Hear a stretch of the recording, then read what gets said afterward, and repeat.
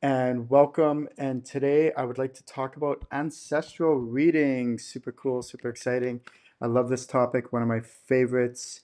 So we have our ancestry, like our lineage, and what happens is we get influenced by our parents, and it could be, let's say, for example, our mother's side, and then her parents, and then her grandparents, and so on and so on. Or it could be our father's side, and his parents, and his grandparents, and great grandparents, and so on and so on. So I want to make it clear that it doesn't matter whether you have both one parent raised you or both parents raised you.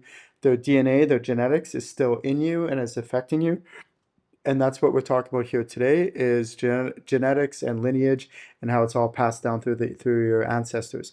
So the cool thing is with a psychic reading is what you can do is you can tune into your ancestors, or if you want to do a reading for someone else, you can tune into someone else's ancestors.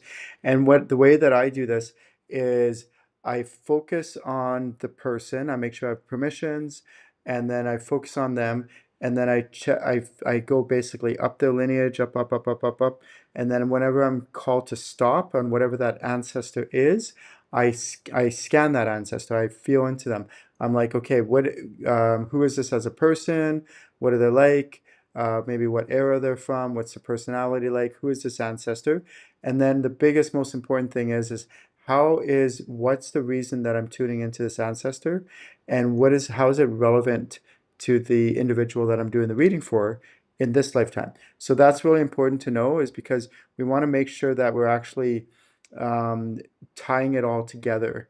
And so what can happen is we can have a whole bunch of different kinds of things that could come down through the ancestral lines.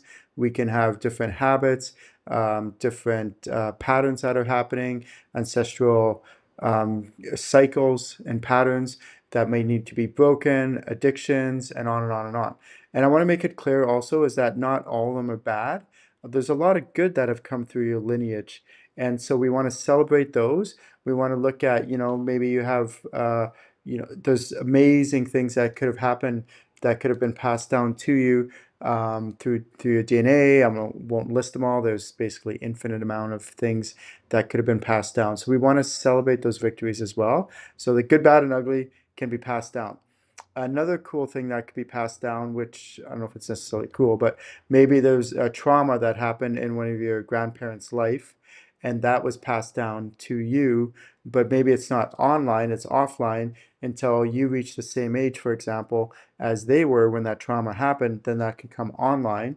And so then what you can do is through some whatever healing modalities you might have, you can go ahead and heal and clear that basically that trauma geneogram that has been passed down through our genes, hence the term geneogram. And that's one example of the many different things that we can do with our ancestors and our ancestral readings, not just for ourselves, but also for others. So it's just super, super, super powerful what we can do. My name is Ken Lewicki. This is the tip of the iceberg of what I teach about this topic, but I love it.